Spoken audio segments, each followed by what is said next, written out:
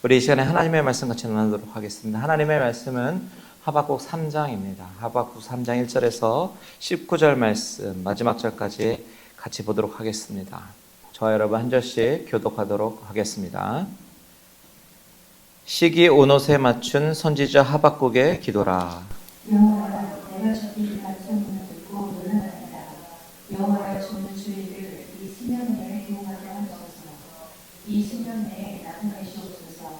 진노 주야로 긍휼을 잃지 마옵소서. 하나님이 대만에서부터 오시며 거룩한 자가 바란산에서부터 오시는도다. 셀라. 그의 영광이 하늘을 덮었고 그의 찬송이 세계에 가득하도다. 그의 광명이 햇빛 같고 관통이 그 속에서 나오니 그의 권능이 그 속에 감추어졌도다. 역병이 그 앞에서 행하며 불덩이가 그의 발 밑에서 나오는도다. 그가 서신즉 땅을 진동하며 그가 머신즉 여러 나라가 전쟁하며 영원한 산을 이어지며 무궁한 작은 산이 엎드러지면 그의 다시 예로부터 그러시리라. 내가 본즉 구산의 장막이 환난을 당하고 미디안 땅의 휘장이 흔들리는도다. 여호와여, 주께서 말을 하시며 구원의 경보를 오시니 강들을 분이 여리시니까 강들을 노여워하시니까 바다를 향하여 삼키시니까. 주께서 활을 꺼내시고 화살을 바로 쏘셨나이다. 셀라. 주께서 강들로 땅을 쪼개셨나이다. 산들이 주를 보고 흔들리며 천수가 넘치고 바다가 소리를 지르며 손을 높이 들어나이다. 날아가는 주의 화살의 빛과 번쩍이는 주의 창의 광채로 말미암아 해와 달이 그 초소에 멈추었나이다. 주께서 물을 갈아사 땅을 부르셨으며 문을 내사 여러 나라를 밟으셨나이다. 주께서 주의 백성을 구원하시려고 기름 부음 받은 자를 구원하시려고 나오사 악인의 집에 머리를 치시며 그 기초를 바닥까지 드러내셨나이다. 셀라. 그들이 태우리 바람처럼 밀려 나를 흩으려하며 가만히 가난한 자 삼키기를 즐거워하나 오직 주께서 그들의 전사의 머리를 그들의 창으로 찌르셨나이다. 주께서 말을 타시고 바다 곧 큰 물의 파도를 밟으셨나이다. 내가 들었으므로 내 창자가 흔들렸고 그 목소리로 말미암아 내 입술이 떨렸도다. 우리가 위를 치러 올라오는 환난 날을 내가 기다렸고 썩인 것이 내 뼈에 들어왔으며 내 몸은 내 처소에서 떨리는구나. 비록 무화과나무가 무성하지 못하며 포도나무에 열매가 없으며 감람나무에 소출이 없으며 밭에 먹을 것이 없으며 우리의 양이 없으며 외양간에 소가 없을지라도 나는 여호와로 말미암아 즐거워하며 나의 구원을 하나님으로 말미암아 기뻐하리로다. 같이 있습니다. 주 여호와는 나의 힘이시라. 나의 발을 사슴과 같게 하사 나를 나의 높은 곳으로 다니게 하시리로다. 이 노래는 지휘하는 사람을 위하여 내 수금에 맞춘 것이니라. 아멘. 아멘. 자, 하박국 세 번째 시간입니다. 오늘로 하박국을 이제 마치려고 합니다. 우리가 잠깐 지난 시간에 나누었던 이야기들을 한번 복습하고 넘어가 보면요. 1장에서 하박국은 하나님 앞에 절규하며 기도합니다. 질문을 먼저 합니다.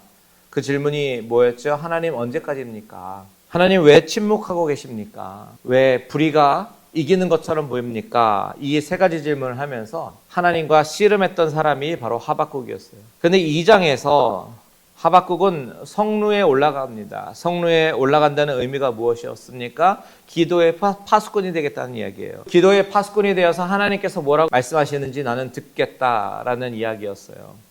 이렇게 성루에 올라가서 기도하면서 하나님의 음성을 들으려고 하는데 이때 하박국은 하나님의 음성을 마침내 듣게 됩니다. 그 하나님의 음성이 뭐냐면 3절에 보니까 정한 때가 있다. 더딜지라도 기다리라. 반드시 응하리라. 이렇게 말씀하시는 거예요. 하나님의 응답이 우리 눈에 볼 때 때로는 더디어 보이기도 하고 때로는 응답해 주시지 않는 것처럼 보일 때가 있습니다. 그렇지만 하나님은 분명히 하나님의 때에 하나님의 방법으로 응답하시는 분이시다라는 겁니다. 우리가 하나님의 응답하심을 철저하게 신뢰하고 기다린다면 하나님은 하나님이 정하신 때에 반드시 응답하신다라는 의미죠. 결국 어떻게 된대요? 14절에 보니까 물이 바다를 덮음같이 여호와의 영광을 인정하는 것이 온 세상에 가득한다. 그러니까 모든 사람들이 온 세상이 하나님의 영광을 인정하는 그때가 올 텐데 그때는 반드시 온다라고 말씀하시는 거예요. 그러니까 하박국 선지자가 할 말이 없어지는 겁니다. 그래서 오늘 우리가 읽은 이 3장으로 넘어오면서 하박국은 기도를 하기 시작합니다. 노래를 하기 시작합니다. 이 기도가 노래인 거예요. 보십시오. 1절 한번 보시면 시기 온옷에 맞춘 선지자 하박국의 기도라라고 이야기하죠. 기도입니다. 그런데 시기 온옷이라는 단어가 나오죠. 이게 뭐냐면 쉽게 말하면 음악 부호입니다. 악보에 붙는 그런 기호들 말이죠. 포르테 그러면 어떻게 불러야 되죠? 강하게 불러야 됩니다. 불러야 됩니다. 피아니시모 그러면 우리는 약하게 불러야 됩니다. 도돌이표가 있으면 그 구간을 한 번 다시 반복해야 됩니다. 이런 음악 부호 말이에요. 그것이 바로 시기온옷이라는 거예요. 그렇다면 이 시기온옷은 도대체 어떻게 부르라고 하는 그런 기호냐? 학자들이 연구해 보니까요. 이 시기온옷이라는 이 부호는 여러 가지 연구들이 있지만 그 중에 가장 유력한 것은 격렬하고 빠르고 열정적으로 부르는 이 곡조를 의미하는 거래요. 그렇다면 여러분 격렬하고 빠르고 열정적으로 부른다? 이게 좀 이상하지 않습니까? 의아합니다. 왜냐하면 이 히브리 사람들이 당시에 불렀던 예배 음악이 보통 어땠냐면 그 민족이 역사적으로 환란이 많았고 고난이 많았던 민족이었다 보니까 그들의 음악들의 대부분은 좀 낮은 그리고 느린 그런 묵직한 노래가 많이 있었어요. 좀 그러다 보니까 구슬프다고 할까요? 그런 음악이 좀 많았습니다. 그런데다가 오늘 이 하박국 3장의 내용을 살펴보면 그렇게 밝은 내용이 아니거든요. 16절 한번 미리 한번 볼까요? 이따가 또 보겠지만 16절 같이 한번 읽어보겠습니다. 시작. 내가 들었으므로 내 창자가 흔들렸고 그 목소리로 말미암아 내 입술이 떨렸도다. 무리가 우리를 치러 올라오는 환난 날을 내가 기다림으로 썩이는 것이 내 뼈에 들어왔으며 내 몸은 내 처소에서 떨리는도다. 저 어떻습니까? 떨린다는 거예요. 창자가 흔들린다고 얘기합니다. 입술이 떨리고 뼈가 썩는 것 같고 몸이 떨린다. 이렇게 이야기합니다. 여러분 밝은 분위기예요? 아니에요. 처참한 내용인데 곡조는 어떻게 하래요? 격렬하고 열정적인 그런 시기 온옷 이렇게 얘기하는 겁니다. 가사 내용과 노래 형식이 맞습니까? 안 맞습니까? 안 맞아요. 언밸런스입니다. 우리가 보통 슬픈 노래에는요 슬픈 멜로디, 느린 멜로디가 붙는 것을 기대해요. 그렇다면 절망적인 가사에는 그 분위기에 맞는 곡조가 붙어야 될 거 아니겠어요? 그런데 격렬하고 열정적으로 부르라는 거죠. 여러분 이 언밸런스가 사실 이 하박국 3장의 핵심입니다. 떨리는 몸으로 부르지만 열정적으로 부르는 노래. 과연 이게 어떻게 가능한가? 한번 살펴보도록 하겠습니다. 우리 다 같이 2절을 같이 읽겠습니다. 시작. 여호와여 내가 주께 대한 소문을 듣고 놀랐나이다. 여호와여 주는 주의 일을 이 수년 내에 부응하게 하옵소서. 이 수년 내에 나타내시옵소서. 진노 중에라도 긍휼을 잊지 마옵소서. 자, 여러분 이 기도를 잘 보세요. 하박국이 구하고 있는 것이 뭐냐? 부흥입니다. 수년 내에 부흥하게 하옵소서. 그런데 사실 여러분 이 하박국의 상황 가운데 이 역사적 배경을 우리가 생각해 보면 이런 부흥을 꿈꿀 수 있는 시대가 아니었어요. 바벨론의 침공이 눈앞에 있었던 그런 상황입니다. 그렇다면 가장 눈앞에 있는 현실적인 기도는 어떤 거였겠어요? 아마 살려달라는 거 아니었겠습니까? 바벨론으로 인해서 죽게 생겼는데 그 상황 속에서 가장 급한 기도는 살려달라고, 예루살렘이 약탈당하지 않게 해달라고 기도하는 것이 가장 급한 기도 제목이 아니었겠냐고요. 그런데 하박국은 하나님 살려주세요, 구원해 주세요 이렇게 기도하는 것이 아니라 부흥케 하옵소서라고 기도하고 있다는 거죠. 주의 일을 부흥하게 하옵소서. 그렇다면 과연 이 부흥이 뭐길래, 이 부흥이라고 하는 것이 무슨 뜻이길래 하박국은 당장 죽게 된 그런 상황 속에서 부흥을 구하고 있을까? 우리는 이것을 살펴봐야 되는 겁니다. 여기 부흥이라고 번역된 히브리어 단어가 하야라는 단어인데요. 이 단어의 원래 뜻은 다시 살리다라는 뜻이에요. revive. 그것도 이 본문에서는 수동태로 쓰였습니다. 수동태로 쓰여졌다는 것은 뭐예요? 내가 살린다는 이야기입니까? 살려진다라는 이야기겠죠. 그렇다면 이 의미는 이 살리는 주도권이 나에게 있는 것이 아니라 누구에게 있다는 이야기입니까? 하나님께 있다는 거예요. 부흥은 우리의 노력으로 우리가 일으키는 것이 아니라 주도권은 하나님께 있다라는 겁니다. 하나님이 다시 살리신다라는 거예요. 그러니까 하박국이 자신의 목숨을 구하고 민족을 살리는 그런 기도를 하는 것보다 더 중요하게 여기는 것이 무엇이었냐? 바로 하나님의 일, 주의 일이 부응하게 해달라고, 주의 일이 다시 살아나게 해달라고 기도하고 있는 겁니다. 자신의 목숨보다, 민족의 고난보다 하나님의 일, 주의 일만은 죽지 않게 해달라고, 주의 일을 다시 살려달라고 기도하고 있죠. 여러분, 이 기도가 어떤 기도일까요? 잘 생각해 보세요.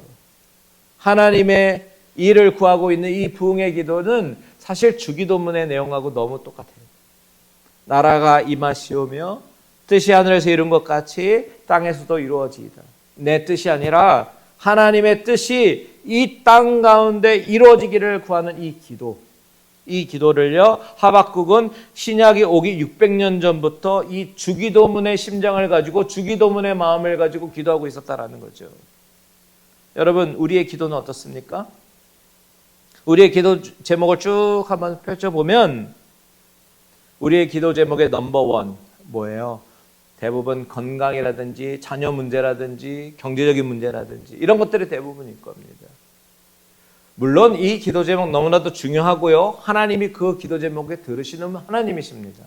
그런데 이런 기도 제목들 중에서 우리는 하나님의 일이 부응하게 해달라고, 하나님의 나라가 이 땅 가운데 임하게 해달라고, 그런 기도가 우리의 기도 제목 목록 가운데 과연 있습니까? 있다면 얼마나 우선순위에 있습니까? 우리가 이 사회를 걱정하고요, 정치를 걱정하고요, 이 세상을 돌아가는 것을 걱정하고 있는데 하나님의 교회가 이 땅 가운데 순결하게 되기를 얼마나 기도하고 있습니까? 하박국의 기도를 보면 하박국은 나라가 망하는 그런 순간이에요. 나라가 망하는 그 순간에서 자신의 안전을 먼저 구하고 있는 것이 아니라, 그 민족을 살려달라고 기도하는 것이 아니라 하나님의 일을 먼저 구했다라는 그 사실을 우리는 눈여겨보아야 되는 겁니다. 이 우선순위가 3장에서 노래가 시작되는 첫 번째 비밀. 그리고 나서 2절의 마지막 한마디를 더 덧붙이죠. 뭐라고 얘기했냐면 진노 중에라도 긍휼을 잊지 말아달라고요. 여러분, 하박국은 하나님 그래도 우리가 잘한 것도 있잖아요. 그거 한번 기억해 주시면 안 돼요? 내세울 만한 그런 공로 한번 기억해 주세요. 이렇게 기도하지 않아요. 왜 그렇게 기도를 못하냐면 내세울 만한 공로가 없거든요. 민족은 죄를 지었습니다. 우상을 섬겼습니다. 왕들은 타락했습니다. 하나님을 떠났거든요. 그렇기 때문에 하박국이 붙을 수 있는 것은 오직 하나, 하나님의 긍휼, 그거밖에 없었어요. 여러분, 이 긍휼이라고 하는 단어가 하나님 나에게는 아무것도 없습니다. 그거예요. 하나님, 나는 내밀 것이, 내가 자랑할 것이 아무것도 없습니다. 그렇기 때문에 나는 아무것도 없기 때문에 다만 하나님의 성품대로, 진노 중에라도 긍휼을 베푸시는 그 하나님의 성품대로 행하여 주옵소서라는 그런 기도예요. 그런데 여러분, 이 기도가요, 놀랍게 응답이 됩니다. 심판이 오긴 왔어요. 바벨론의 침공이 왔습니다. 그런데 하나님은 그 가운데 남는 자를 예비해 두셨고 남겨두셨고 70년 후에 그 남은 자들이 다시 돌아와서 성전을 재건하잖아요. 진노 중에라도 긍휼을 잊지 말아주소서. 이 기도를 하나님께서 들으셨다는 거죠. 기도가 응답됐어요. 자, 그렇다면 여러분, 오늘 본문에서 3절에서 15절은 어떤 내용이냐면 하박국의 기도의 방향이 갑자기 확 바뀌어버리는 그런 내용이에요. 쭉 읽어보시면 하박국은 더 이상 하나님 이렇게 해주세요, 간구하지 않습니다. 그 대신 뭘 하냐면 기억하기 시작합니다. 3절 한번 볼까요? 3절 시작. 하나님이 대만에서부터 오시며 거룩한 자가 바란산에서부터 오시는도다. 그의 영광이 하늘을 덮었고 그의 찬송이 세계에 가득하도다. 자, 여기 보면 대만, 바란산 이런 지명이 나오는데 이 지명이 현대에 정확하게 어떤 지역이냐, 학자들이 참 오랫동안 연구해 오긴 했는데 정확한 위치가 학자들마다 조금씩 다르고 이렇게 일치하지가 않아요. 하지만 한 가지 확실한 거는 뭐냐, 이 경로가 이스라엘 백성들이 출애굽을 하고 가나안으로 들어가던 그 길 중에 하나라는 겁니다. 그러니까 지금 하박국이 뭘 하고 있는 거냐면 출애굽의 그 사건을 회상하고 있는 거예요. 그 사건을 기억하고 있는 겁니다. 보십시오. 5절 보시니까 역병이 그 앞에서 행하며, 자, 애굽에 내린 재앙들이죠. 6절 보시면 그가 서신즉 땅이 진동하며, 자, 시내 산이 흔들리는 장면도 연상이 되기도 하고요. 여리고 성이 무너지는 그런 장면도 연상이 됩니다. 자, 10절 보시니까 산들이 주를 보고 흔들리며 창수가 넘치고 바다가 소리를 지르며 손을 높이 들었나이다 라고 얘기하고 있는데, 바다가 소리를 지르며 손을 높이 들었대요. 홍해가 갈라지는 장면이 연상되기도 하고 요단강 건넜던 장면도 생각해 볼 수가 있습니다. 자, 11절 보면 날아가는 쥐의 화살의 빛과 번쩍이는 쥐의 창의 광채로 말미암아 해와 달이 그 초에서 멈추었나이다. 해와 달이 멈췄던 사건 여러분 기억나시죠? 여호수아에서 나오는 기브온 전투 사건. 여호수아 10장 12절에 보면 기도합니다. 태양아 너는 기브온 위에 머무러라. 달아 너도 아얄론 골짜기에서 그리할지어다. 여호수아가 기도해요. 지금 하박국은 바벨론이 코앞에서 오는 그런 절망적인 상황 속에서 하나님이 과거에 자신들의 조상들에게 행하셨던 일들을 하나씩 회상하고 있다는 겁니다. 그것이 3절에서 15절까지 이야기예요. 왜 그렇게 했습니까? 왜냐하면 그렇게 하나님께서 행하신 일들을 회상하면서 전능하신 하나님, 구원의 하나님을 바라보려고요. 하나님만 바라보려고 회상하고 있는 거예요. 여러분, 우리는 두려움에 빠질 때 보통 어디를 바라보냐 하면 그 문제를 봅니다. 마치 베드로처럼요. 마태복음 14장에 보면 베드로는 물 위를 걸으시는 주님을 바라보면서 주님 나도 걸을 수 있게 해주세요. 그래서 예수님께서 오라고 하셨잖아요. 그래서 처음엔 잘 갑니다. 그런데 문제는 가다가 뭘 보죠? 30절에 보면 바람을 보기 시작하는 거예요. 출렁이는 또 물결을 보기도 합니다. 예수님을 바라봐야 되는데 예수님을 바라봐야 되는 그 시선을 환경을 바라보기 시작하는 겁니다. 그러니까 두려움이 엄습해 오는 거죠. 그때 바다에 빠집니다.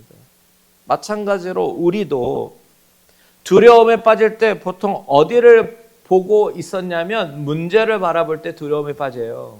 상황을 분석합니다. 뉴스를 봅니다. 경우의 수를 계산합니다. 그런데 그렇게 하면 할수록 우리가 어떻게 되죠? 마음이 차분해집니까? 아니요. 더 마음은 복잡해지고 마음속의 두려움은 점점 더 커지기도 합니다. 그런데 하박국은 어떻게 했느냐? 정반대로 간 거예요. 문제에서 눈을 떼고 그 눈을 하나님께서 행하신 그 역사의 현장을 바라보기 시작하는 겁니다. 그것도 하박국이 바라보기 시작했던 이 출애굽의 이 사건들, 이것이요 그냥 과거의 신화가 아니에요. 실제로 일어났던 거예요. 그냥 좋은 이야기가 아닙니다. 교훈을 주는 신화가 아니에요. 홍해는 실제적으로 갈라졌고요, 해도 실제적으로 멈췄습니다. 하나님이 실제로 그 백성들을 건지셨잖아요. 이렇게 실제적인 사건 위에 하박국은 자신의 소망을 두고 위로를 얻기 시작하는 겁니다. 전능하신 하나님을 바라보려고 애를 쓰고 있는 거죠. 여러분, 믿음이란 무엇이냐? 하나님께서 과거에 행하셨던 놀라운 일들과 내가 지금 현장 이 시대 속에서 살아가는 내가 지금 경험하고 있는 나의 문제들과 이 두 개가 전혀 상관없는 이야기가 아니라 성경 속에 서 있는 하나님의 기적의 스토리와 내 삶의 스토리를 연결짓고 그 사이에 다리를 놓는 것이 바로 믿음입니다. 성경 속에 있는 이야기들이 전혀 나와 상관없는 이야기가 아니라 하나님이 홍해를 가르셨잖아요. 하나님이 만나를 주셨잖아요. 하나님이 여리고성을 무너뜨리셨어요. 이렇게 우리 생각에 불가능할 것 같은 그런 일들을 행하신 하나님이 과거만의 하나님이 아닌 현재에도 동일하게 나를 지키시고 돌보시는 하나님이심을 고백하는 것이 바로 믿음이다라는 것입니다. 하박국이 지금 기도하고 있는 방식이 바로 그거라는 거예요. 민족의 역사 속에서 이루어졌던 일들을 하나씩 회상하면서 그 하나님을 기억하고 그 하나님을 바라보고 그 하나님을 의지하고 있는 거죠. 여러분, 저와 여러분이 전능하신 하나님의 일들을 늘 마음속에 기억하고 믿음으로 그 하나님이 바로 오늘날 나의 하나님이심을 고백하시기를 주님의 이름으로 축원드립니다. 자, 그렇다면 오늘 본문의 절정이 뭔지 아세요? 절정으로 가볼게요. 16절을 다시 한번 읽어보겠습니다. 아까 읽었지만 다시 한번 읽습니다. 시작. 내가 들었으므로 내 창자가 흔들렸고 그 목소리로 말미암아 내 입술이 떨렸도다. 무리가 우리를 치러 올라오는 환난 날을 내가 기다림으로 썩이는 것이 내 뼈에 들어왔으며 내 몸은 내 처소에서 떨리는도다. 자, 하박국이 뭐라고 이야기하냐면 창자가 흔들린대요. 입술이 떨리고 뼈가 썩는 것 같고 몸은 떨리는도다. 여러분 이상하죠. 왜냐하면 믿음이 생겼으면 믿음으로 하나님을 바라봤으면 이제 떨림에서 해방돼야 되는 거 아니에요? 떨림이 사라져야 되는 거 아닙니까? 하박국이 믿음으로 전능하신 하나님을 바라보면 떨림이 없어져야 되는 거잖아요. 담대해져야 되는 거잖아요. 그래야 앞뒤가 맞잖아요. 그런데 그렇지 않죠. 왜 그럴까요? 성경은요, 우리에게 울면 안 된다고, 의연해야 된다고, 슬퍼하는 것은 약한 증거라고 말하지 않아요. 마치 떨고 있으면 믿음이 없는 것인 양 정죄하지 않습니다. 아브라함도 아내를 빼앗기고 자기가 죽을까 봐 거짓말했잖아요. 다윗도 사울 왕으로 도망치면서요, 얼마나 두려웠는지 모릅니다. 시편을 보면 그가 얼마나 두려워했는지 우리가 알 수가 있어요. 예레미야 선지자도 슬프도소이다라고 얘기하잖아요. 나는 어린 아이라 말할 수 없습니다. 성경에서요, 가장 극심한 고통을 당했던 욥의 경우를 보십시오. 욥도 1장 20절에 보면 겉옷을 찢고요, 머리털을 밀고요, 땅에 엎드려요. 왜 옷을 찢었을까요? 괴로워서요. 그런데 그런 상황 속에서 엎드려서 예배하고요, 그 상황 속에서 22절에 보면 범죄하지 아니하고 하나님을 향하여 뭘 안 했대요? 원망하지 아니하니라. 이렇게 얘기합니다. 여러분, 믿음의 대선배들도요, 극심한 고통 가운데 두려워하기도 하고 떨기도 하고 울기도 했다라는 사실이죠. 즉 두려워 떤다고 믿음이 없다, 이렇게 성경은 정죄하지 않아요. 오히려 그 있는 모습 그대로, 슬픈 모습 그대로 하나님께 가져오는 것이 믿음인 줄 믿습니다. 하박국은요, 떨리는 마음을 가지고 노래를 부르고 있어요. 앞에서 설명해드린 시기온옷 열정적으로 부르고 있는 거죠. 그렇다면 하박국의 심리는 뭐냐? 내가 비록 지금 두렵지만, 내 몸은 떨고 있지만, 그런 와중에서 하나님을 원망하거나 하나님을 저버리는 것이 아니라, 하나님을 등지는 것이 아니라, 그런 와중에서도 신실하신 하나님을 의지하기를 원하고 그 하나님을 찬양하기 원합니다 라는 겁니다. 욥처럼 말이죠. 근데 이게 진짜 믿음이에요. 그래서 하박국은 그 떨리는 몸으로 노래합니다. 우리 17절과 18절 같이 한번 읽겠습니다. 시작. 비록 무화과 나무가 무성하지 못하며 포도나무에 열매가 없으며 감람나무에 소출이 없으며 밭에 먹을 것이 없으며 우리의 양이 없으며 외양간에 소가 없을지라도 나는 여호와로 말미암아 즐거워하며 나의 구원의 하나님으로 말미암아 기뻐하리로다. 아멘. 무화과 나무가 무성하지 못하대요. 포도나무에 열매가 없대요. 감람나무에 소출이 없고요. 밭에 가니까 먹을 것이 하나도 없는 거예요. 생존할 수 있는 수단이 하나도 없는 그런 상황이라는 거죠. 양과 소도 없으니까 앞으로 희망도 없어요. 그러니까 내 삶에 전혀 기댈 것이 하나도 없고 생존의 수단이 다 없어진다고 하더라도 그래도 나는, 여러분, 그래도 나는 영어 성경 NASB를 보니까 yet이라는 접속사를 쓰는데요. Yet I will exalt in the Lord. 주님 안에서 내 삶에 기댈 거 하나도 없고 생존의 수단이 하나도 없고 아무것도 없어도 그래도 나는 I will exalt. 하나님 안에서 크게 뛰면서 기뻐하겠다. 이렇게 이야기하는 거죠. 왜요? 기뻐할 조건과 상황, environment는 사라졌어요. 하지만 기뻐할 조건은 사라져도 기뻐할 이유가 되시는 구원의 하나님은 사라지지 않았기 때문에. 여러분, 여기서 중요한 사실이 있어요.